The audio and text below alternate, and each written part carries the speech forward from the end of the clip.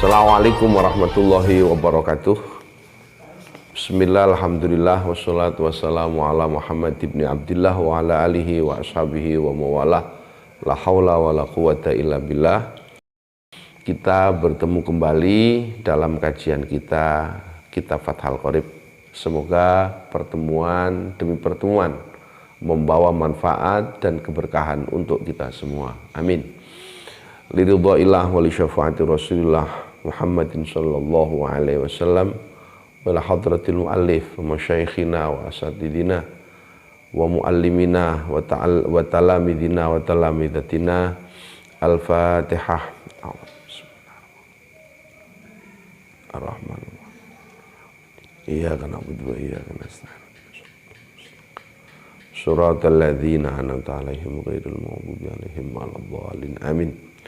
Bismillahirrahmanirrahim. Kitabu ahkamis sholati utawi iki iku kitab kang nerangaken pira-pira hukume salat. As-sholatu utawi salat al-mafrudatu kang den wajibaken iku khamsun ana 5. Rupane 5 mau rupane adzuhru zuhur wa awwalu waqtiha utawi kawitane wektune zuhur iku idza sara nalikane dadi apa dhillu kulli syai'in ayang-ayange saben-saben suwiji iku mithlahu madani kulli syai' ba'da dhilli zawali ing dalem sause ayang-ayange lingsire srengenge. Wal asru lan salat asar wa awwalu waqtiha utawi kawitane wektune asar iku aziyadatu tambah ala dzillil mithli ing atase ayang-ayange barang kang padha. Wa akhiruhu utawi akhire asar fil ikhtiyari ing dalem tingkah milih iku illa dzillil mithlaini tumeka marang ayang-ayange pepadan luru utawa rong pepadan. Wa fil jawazi lan ing dalem wektu menang iku ila ghurubi syamsi tumeka marang surupe srengenge. Wal maghribu lan maghrib wa waktuha utawi wektune maghrib iku wahidun siji. Wa huwa utai wahid iku ghurubu syamsi surupe srengenge. Wa bimiqdari malan kelawan kira-kirane barang yu'adzinu kang adzan sapa wong wa yatawaddau lan wudu sapa wong wa yasturu lan nutupi sapa wong al aurata ing aurat wa yuqimu lan iqamah sapa wong as-sholata ing salat wa yusolli lan salat sapa wong khamsa rakaatin ing 5 pira-pira rakaat. Wal isya'u lan salat isya. Wa awwalu waqtiha utawi kawitan wektune isya iku idza ghabana likane wis surup apa asyafaqu mega al ahmaru kang abang. Wa akhiruhu utawi akhiring isya fil ikhtiyari ing dalem wektu milih iku ila thulutsil laili tumeka marang sepertelone wengi. Wa fil jawazilan ing dalem wektu menang iku ila tuluil fajri tumeka marang wektune fajar atsani kang kaping pindho. Wa subahulan salat subuh wa awwalu waqtiha utawi kawitan wektune subuh iku tuluul fajri matune fajar atsani kang kaping pindho. Wa akhiruhu utawi akhire subuh fil ikhtiyari ing dalem tingkah permilih iku ilal asfari tumeka marang waktu rambyang-rambyang. Wa fil jawazi lan ing dalem menang iku ila tulu isamsi tumeka marang metune srengenge. Faslun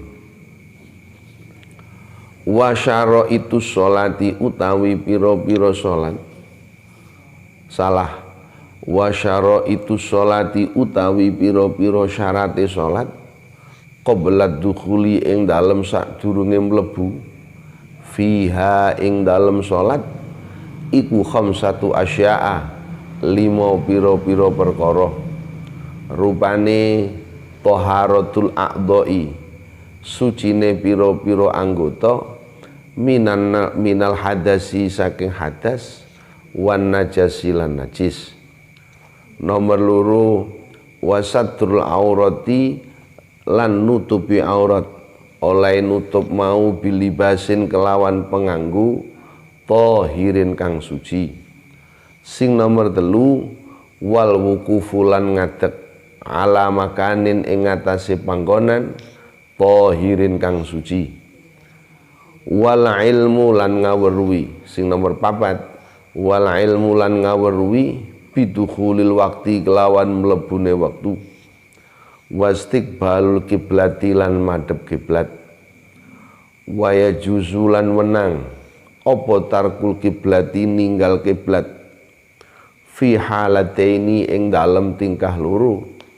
Rupane fi syiddatil khaufi ing dalem bangete wedi, wa finna filatilan ing dalem salat sunnah, wa finna filatilan ing dalem salat sunnah. Ala rohilati ing atase tunggangan. Sampai di situ dulu saya jelaskan, meneruskan pelajaran yang kemarin. Wa syaraitu sholati khamsata qabla dukhuli fiha khamsatu asya. Syarat-syarat orang di dalam melaksanakan sholat sebelum masuk waktu sholat itu ada 5. Jadi ada yang harus dipenuhi sebelum sholat dan ada yang harus dipenuhi pada saat sholat. Segala sesuatu yang harus dipenuhi sebelum sholat itu dinamakan syarat. Nah, secara garis besar syarat itu apa tuh? Syarat itu segala sesuatu yang menjadi ketergantungan sah dan tidaknya sholat, dan itu dipenuhi sebelum seseorang ini melaksanakan sholat. Ambil contoh sederhana saja. Orang ini di dalam sholat itu harus menghadap kiblat. Nah, menghadap kiblat ini harus dipenuhi sebelum orang sholat, tidak dipenuhi pada saat sholat. Ini makanya ada apa itu rukun dan apa itu syarat. Kalau syarat ini sesuatu yang harus dipenuhi sebelum seseorang sholat, sementara rukun itu harus dipenuhi di dalam ketika orang ini sedang melaksanakan sholat. Fatihah itu rukun sholat, harus dipenuhi pada saat sholat, tidak dipenuhi sebelum sholat. Menghadap kiblat itu orang harus menghadap kiblat dulu baru sholat. Tidak boleh awalnya menghadap ke utara, kemudian di tengah-tengah sholat ia menghadap ke barat. Ini tidak boleh. Makanya yang membedakan antara syarat dan rukun, kedua-duanya menjadi penentu keabsahan sholat. Syarat itu menjadi penentu keabsahan sholat, rukun juga menjadi penentu keabsahan sholat. Bedanya, kalau syarat harus Anda penuhi sebelum Anda sholat, sementara rukun harus Anda lakukan di saat Anda sedang melaksanakan sholat. Ini. Nah, syarat itu, syarat-syarat sebelum Anda sholat harus memenuhi 5 hal. Napa mawon? Yang pertama adalah taharatul a'dha'i minal hadasi wan najasi. Anda ini harus, sebelum Anda sholat, Anda harus suci anggota tubuhnya, baik itu dari hadas, baik hadas kecil maupun hadas besar, juga dari najis. Sebelum Anda sholat ini loh, Anda harus suci dulu badannya, harus punya wudhu. Ketika itu hadas kecil, Anda harus sudah mandi besar, junub, ketika Anda sedang junub. Jadi tidak boleh ujuk-ujuk mau sholat tanpa wudhu. Berarti Anda belum memenuhi ketentuan yang pertama. Orang tidak sah sholat tanpa wudhu. Anda baru habis mimpi basah, kemudian sholat. Tidak bisa, karena belum memenuhi ketentuan yang pertama. Nih, satu misal wudhu nih, harus terpenuhi. Oh, mana anggota saya yang tadi itu terkena cat, mana anggota saya yang tadi itu terkena getah atau apa, harus dibersihkan dulu, dipenuhi dulu, harus bersih, baru wudhunya selesai, maka baru Anda bisa melaksanakan sholat. Ini berdasarkan satu ayat, satu hadis, satu ayat yang Allah sampaikan, idza kumtum ila sholati faghsilu wujuhakum wa aydiyakum, sampai habis itu. Ketika kalian mau melaksanakan sholat, basuh muka kalian, basuh kedua tangan kalian, sampai habis itu. Jadi gak iso serta-merta moro-moro sholat tanpa wudhu. Karena ini menjadi bagian dari hal-hal yang harus Anda penuhi sebelum Anda sholat. Oke. Yang nomor dua adalah wasatrul aurati. Anda harus bisa menutup aurat. Nih, bilibasin tohirin. Harus Anda tutup aurat Anda dengan menggunakan baju yang bersih, dengan penutup yang bersih. Nih, kan ada aurat laki-laki dan ada aurat perempuan. Kalau laki-laki yang harus ditutup mana? Ma baina surrah wa rukbah. Jadi angger udelmu iku wis ketutup, kemudian dengkulmu iku ya wis ketutup, maka berarti Anda ini sudah menutup aurat. Soal baju dan yang lain itu tidak wajib, karena ketentuan di dalam sholat ini rukunnya, syaratnya harus menutup aurat. Ini di sini sampai sini ini kewajibnya. Tapi amat sangat tidak layak, sekali lagi amat sangat tidak layak ketika Anda menyembah Allah sementara Anda berpakaian seperti ini. Secara konsep fikih sah. Panjenengan kabeh iku nak sholat pakai sarungan tok lho, sah. Tapi maaf, agama ada konsep fikih, ada konsep tasawuf. Gunakanlah tasawuf dalam hal seperti ini. Anda sedang menyembah Allah. Anda menghadap kepala desa saja pakaiannya sopan. Mau ke kantor kecamatan pakaiannya sopan. Ini Anda sedang menghadap kepada Rabbul Izzah, Rabbul Alamin, pemilik segala dari segalanya. Anda sedang menghadap Allah. Masa pakaiannya syukur? Wah, nang fikih iku pokok nutup aurat, sing penting udele gak ketok, dengkule gak ketok. Benar. Tapi Anda sedang berhadapan dengan pencipta dari semuanya. Nyembah Gusti Allah iku sing temenan. Ini loh yang harus kita tekankan. Oke. Nah, menutup aurat bagi laki-laki segitu itu. Nah, bagi perempuan apa? Semuanya wajib tertutup kecuali wajah dan kedua telapak tangan. Ini sekali lagi. Jadi angger tapak tangan ini baik yang luar maupun yang dalam, jobone yo jero niki, jobo jero batiniha wa dhahiriha, ini terbuka. Boleh. Ya ini. Kemudian wajah ini yang terbuka. Ini di dalam kita melaksanakan sholat. Itu harus dipenuhi. Ada perempuan satu misal nih, dia sholat, kemudian telinganya kelihatan, bagaimana? Tidak sah, karena telinga ini wajib ditutup. Ada orang sholat, kemudian maaf, ini tumitnya, tungkae itu kelihatan, bagaimana? Tidak sah, karena tumit itu wajib tertutup di saat Anda sholat. Yang hanya boleh dibuka hanya wajah dan kedua telapak tangan, baik yang luar maupun yang dalam. Ini harus Anda penuhi sebelum sholat. Makanya satrul aurah ini menjadi bagian dari rukun-rukun, dari syarat-syarat sholat. Oke, bismillahirrahmanirrahim. Wal wukufu ala makanin tahir. Anda harus bertempat, baik itu sholatnya berdiri maupun dengan cara duduk, pada satu tempat yang suci. Gak oleh sholat itu ngidek di tempat yang najis, tidak boleh. Ini ya. Jadi Anda berdiri pada satu tempat, gawe sikil, gawe nyeleh sikil itu suci, gawe nyeleh kedua tangan itu suci, gawe nyeleh bathuk itu ya suci pada saat Anda sujud. Pertanyaannya mungkin, kalau pas saya sujud, ini tumit lutut saya di tempat yang suci, kaki saya di tempat yang suci, kedua tangan saya di tempat yang suci, kening ini di tempat suci.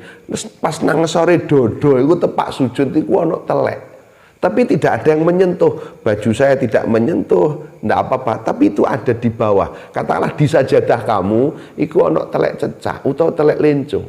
Bagaimana? Sah gak? Selama apa yang kita pakai ini tidak bersentuhan dengan sesuatu yang najis itu, maka sah-sah saja sholatnya. Anda sholat di masjid, ketepatan di masjid tempat Anda berdiri itu suci, tapi ngarepmu pas iku ono teleke, suci sapa gak sholate? Ya tetap suci. Tempat itu boleh Anda pergunakan sholat sepanjang apa yang Anda pakai tidak bersentuhan. Itu loh, maksudnya seperti itu. Ini wal wukuf ala makanin tahir. Oke, bismillahirrahmanirrahim. Wal ilmu bidukhulil waqti. Wal ilmu bidukhulil waktu. Anda harus mengetahui kapan masuknya waktu sholat. Ya, gak boleh mereka-reka. Paling kok wis manjing duhur toh. Ini kok sepertinya sudah masuknya waktu isya. Tidak boleh. Wala syakka ini ya. Wala syakka anna dukhulal waktu syartun fi sihhati sholat.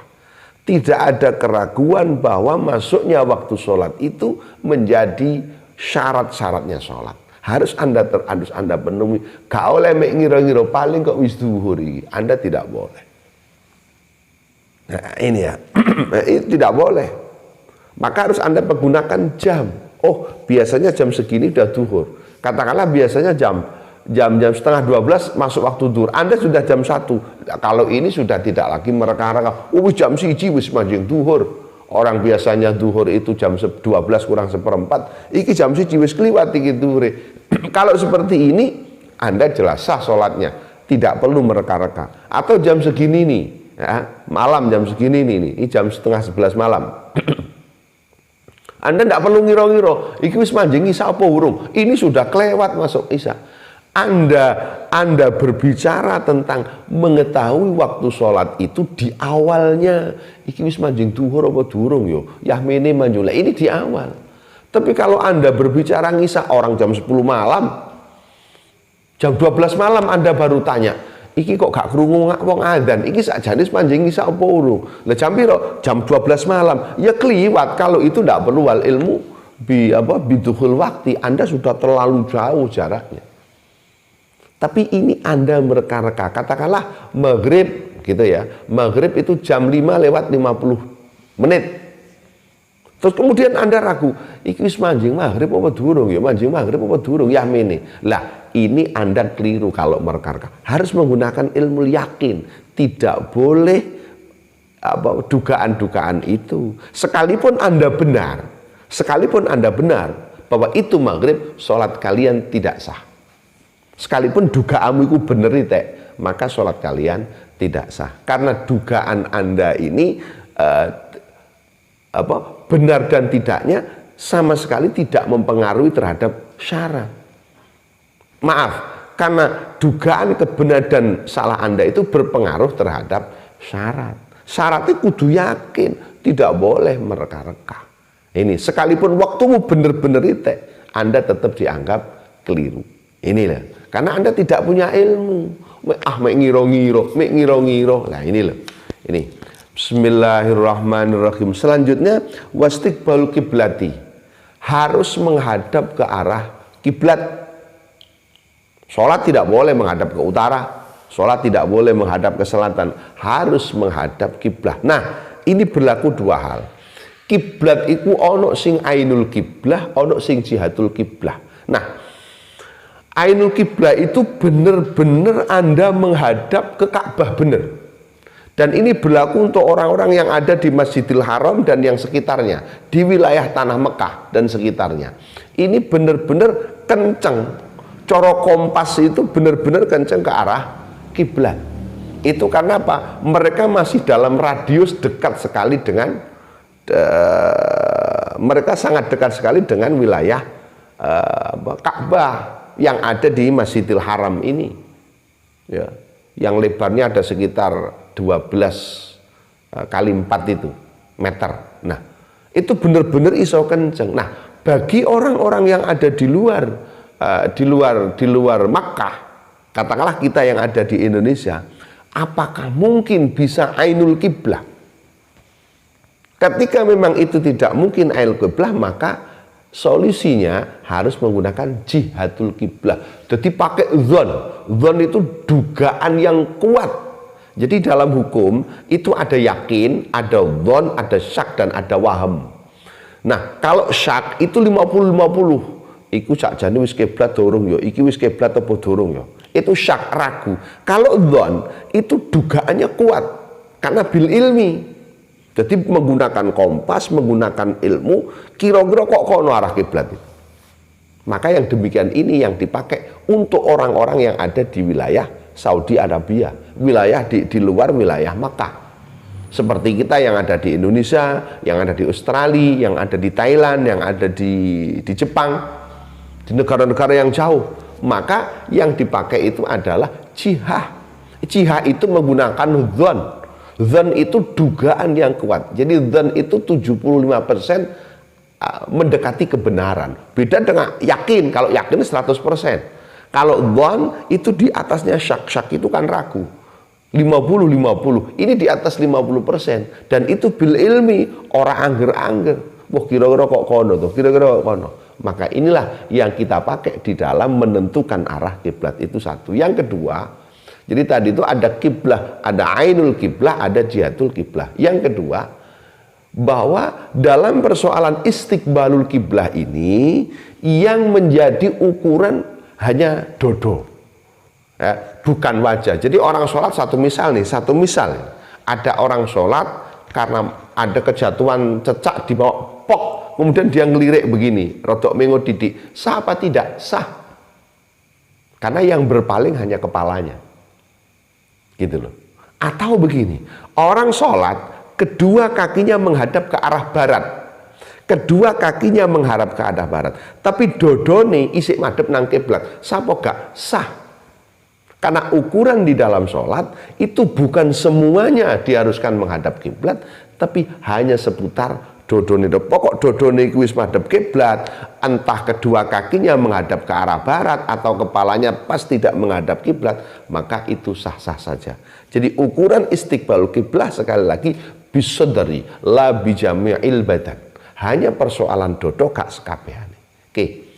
Bismillahirrahmanirrahim. Ini fawalli wajhaka syatral masjidil haram ini. Jadi arahnya ke sana. Jadi arahnya orang sholat itu menghadap ke arah kiblat. Oke. Bismillahirrahmanirrahim. Wa yajuzu tarkul kiblah fi halatain. Hukum awal orang itu di saat sholat wajib menghadap kiblat. Itu hukum awal. Pertanyaan berikutnya, boleh apa tidak orang kemudian karena satu hal, boleh apa tidak orang di dalam sholat tidak menghadap kiblat? Sehingga kalau orang mengatakan kullu qaidatin mustasnayat, di semua peraturan itu ada pengecualian. Jadi semua aturan yang berlaku itu mesti ono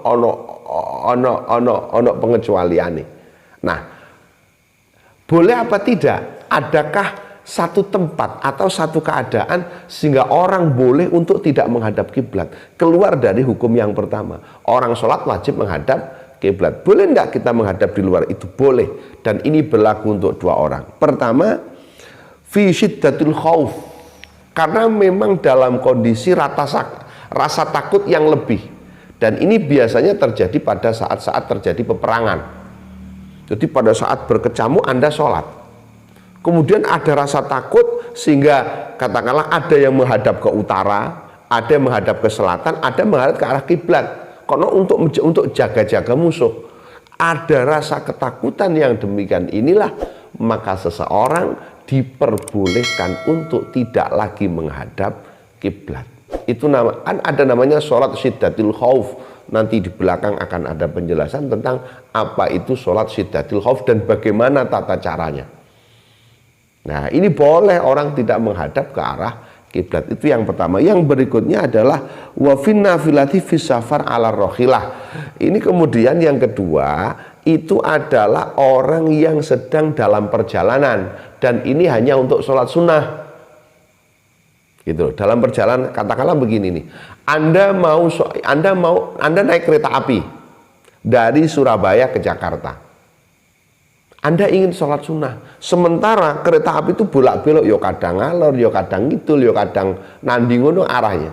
Lah kemudian Anda sholat sunnah di dalam kereta api yang kondisi keberadaannya tidak jelas, ini ke barat persis, apa ke arah kiblat atau ke arah utara, Anda tidak tahu. Maka Anda boleh untuk melaksanakan sholat sunnah dalam keadaan yang seperti ini. Tidak ada keharusan untuk menghadap kiblat, atau mungkin pas naik bis atau misal ini, maka ini diperbolehkan. Itu mungkin dulu yang dapat saya sampaikan dalam pertemuan kita kali ini. Ada kurang dan lebihnya mohon maaf dan mohon koreksi. Wallahul muwaffiq ila aqwamit thoriq. Assalamualaikum warahmatullahi wabarakatuh.